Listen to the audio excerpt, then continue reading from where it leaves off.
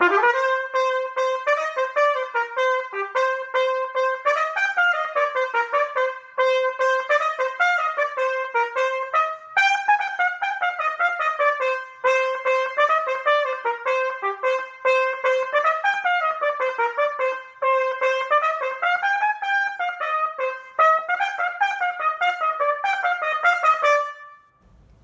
we're going to be doing a review/demonstration of a Conn Director Shooting Star Student Model Trumpet.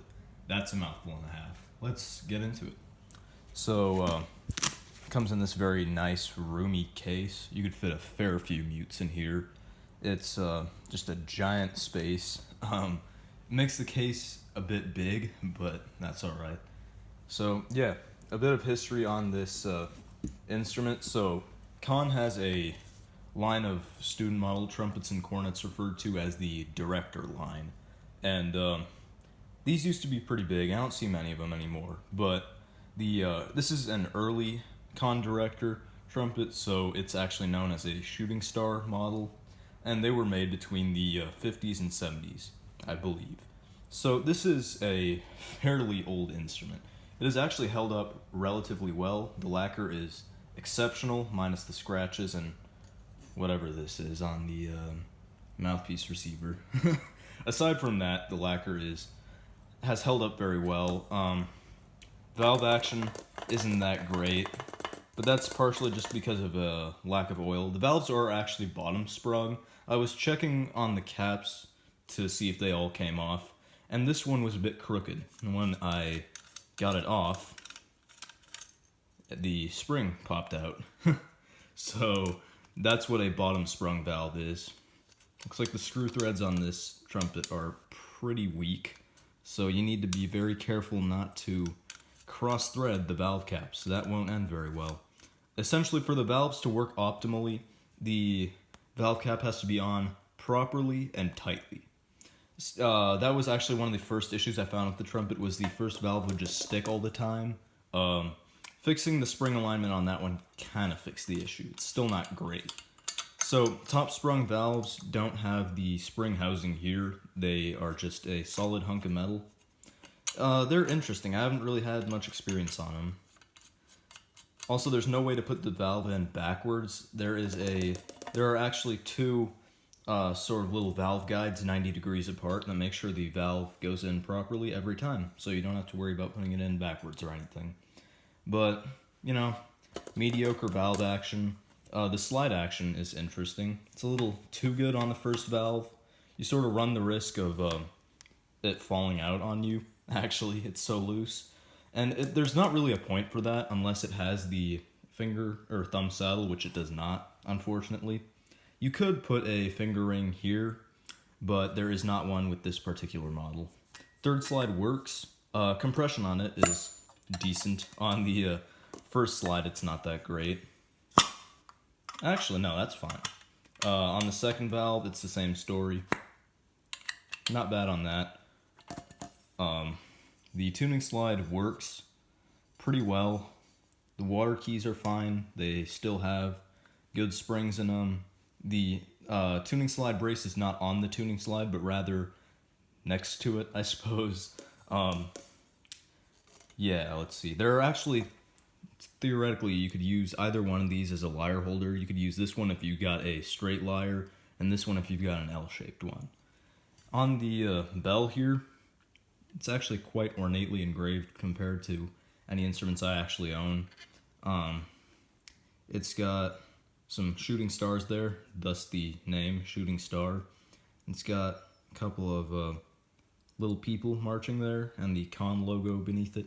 The braces on this trumpet, now that I mention it, are actually straight rather than Z-shaped like you see on a lot of modern trumpets. But anyways, that's 4 minutes of rambling already, and all in all, this is a solid, sturdy instrument that has held up fairly well over the years, with the possible exception of the valves.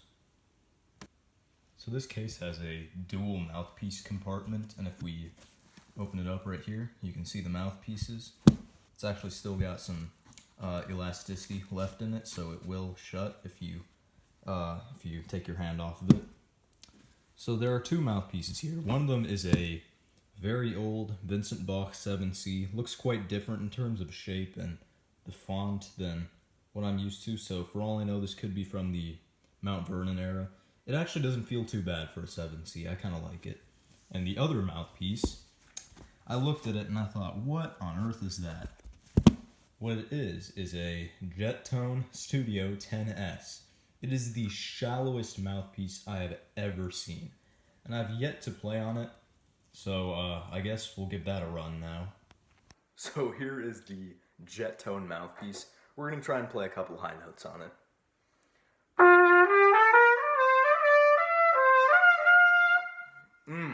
Feels pretty bad. It's very sharp, so you have to pull out with your tuning slide. Let's see how it feels in the upper register.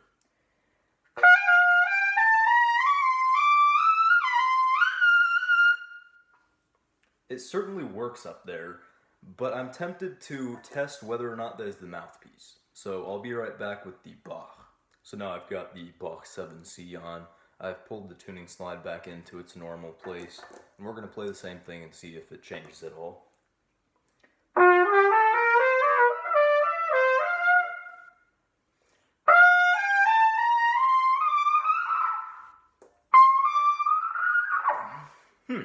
Interesting. It doesn't feel great, but part of that is the fact that it's a 7C. And I just can't play on 7 rims anymore. It's not something that I can do. I'll compare the low registers as well.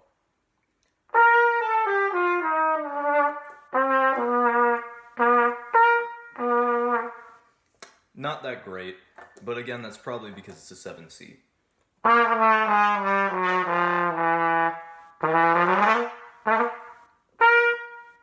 Not too bad. If we take the Jettone and try and do the same thing, the result's not going to be pretty. Whoops.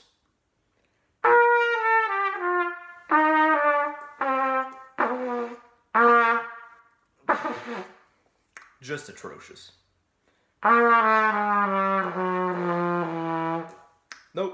Nope, that's not what it's for. It does play high. It certainly does that. It sparkles like crazy as well, but it's not something I would ever use for when I'm playing in the staff. It's just not good in that regard. This has to be at least an F cup on the Bach scale. It is ludicrously shallow. So those are the two mouthpieces that came with the trumpet. Neither of those are my cup of tea. If this were my instrument, I probably would never use either of those two. But, I mean, it's just, it's a friend's instrument. I'm just reviewing it. This trumpet has an incredibly bright and piercing sound, which is really great for jazz. Since it's that time of year, as of when I'm recording this, I'll play some Sleigh Ride for you guys.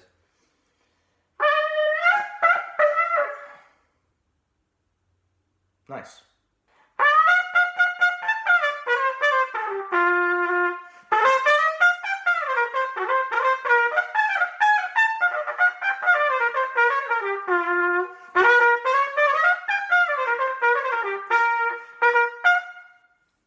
When the valves do articulate properly and cleanly, it is really, really good for a couple $100 trumpet. Really, you can pick one of these up for a couple $100, and it's feasible all the way through high school, I would say. Especially if you're doing jazz, it's an excellent horn to play on. Shakes do work. They're as good as you can ask them to be.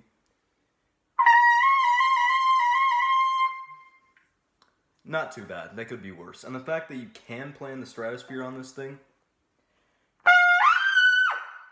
even on a non-screamer mouthpiece, kind of. But the fact that you can do that at all is pretty stunning. It's a nice instrument.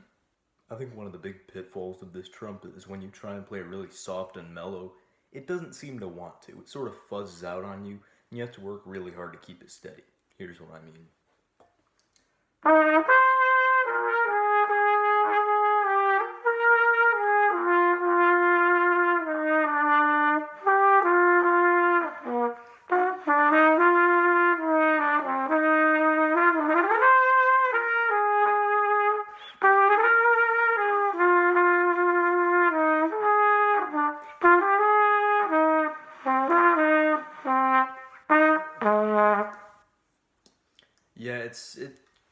vibrato isn't very free. It feels fuzzy. The low range is pretty bad when you play it quietly.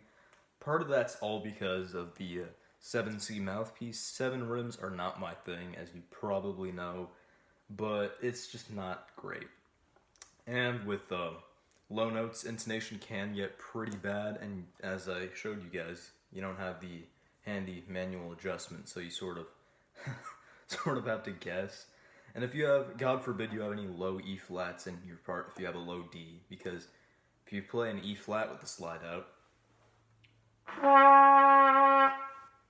no, the slide's got to be in for an E flat, and then out for the D, which is a problem. That's a big weakness of these old trumpets, is that they don't have the manual adjustment features. But I guess you can't have everything. This is great for jazz and lead stuff, so that's something.